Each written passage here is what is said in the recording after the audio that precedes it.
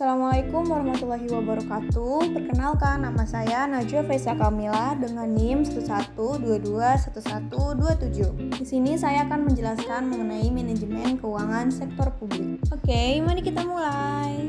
Apa itu manajemen keuangan sektor publik? Manajemen keuangan sektor publik adalah cabang ilmu administrasi publik yang berhubungan dengan kepemimpinan dan pengendalian kepentingan kolektif seperti negara.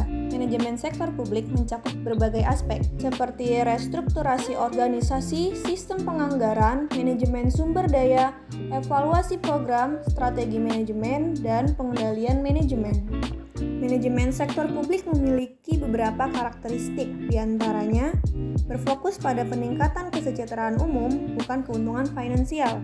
Kedua, keputusan dan tindakan harus didasarkan pada pertimbangan etika dan kepentingan umum. Selanjutnya, proses pengambilan keputusan harus dilakukan secara terbuka. Lalu, melibatkan partisipasi aktif masyarakat dalam proses perencanaan, implementasi, dan evaluasi program publik.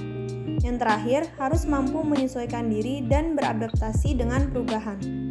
Manajemen sektor publik terkait dengan pemerintah di tingkat federal, negara bagian, dan lokal. Contohnya seperti sektor publik adalah bidang kesehatan, pendidikan, keamanan, dan transportasi. Apa itu manajemen keuangan swasta?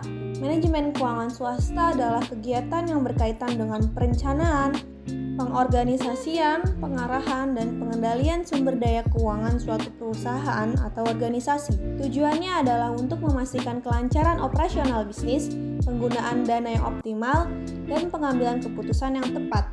Manajemen keuangan mencakup beberapa hal seperti perencanaan usaha, penganggaran, pemeriksaan, pengelolaan, pengendalian, pencarian dana, penyimpanan dana, akuntansi, manajemen aset tetap, dan manajemen arus kas. Tujuannya adalah untuk memastikan bahwa perusahaan beroperasi dengan cara yang paling menguntungkan, mencari cara untuk meningkatkan efisiensi dan mengurangi biaya, sehingga memaksimalkan keuntungan secara keseluruhan.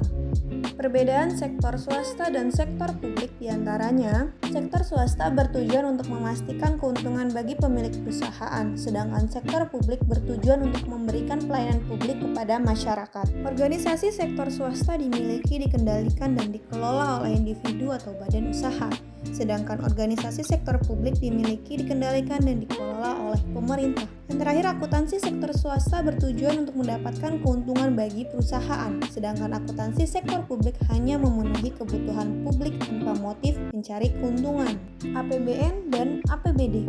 APBN adalah anggaran pendapatan dan belanja negara, sedangkan APBD adalah anggaran pendapatan dan belanja daerah. Keduanya merupakan rencana keuangan tahunan yang dibuat oleh pemerintah Indonesia untuk meningkatkan pembangunan ekonomi negara.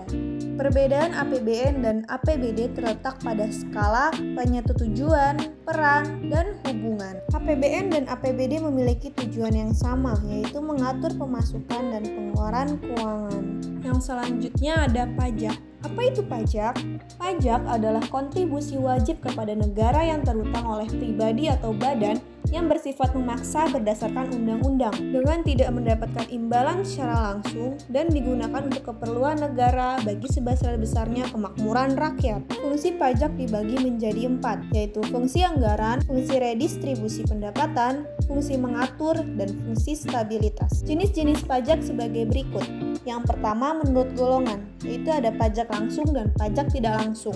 Yang kedua menurut sifat, ada pajak subjektif dan pajak objektif. Yang terakhir menurut pemungutan, ada pajak pusat dan pajak daerah.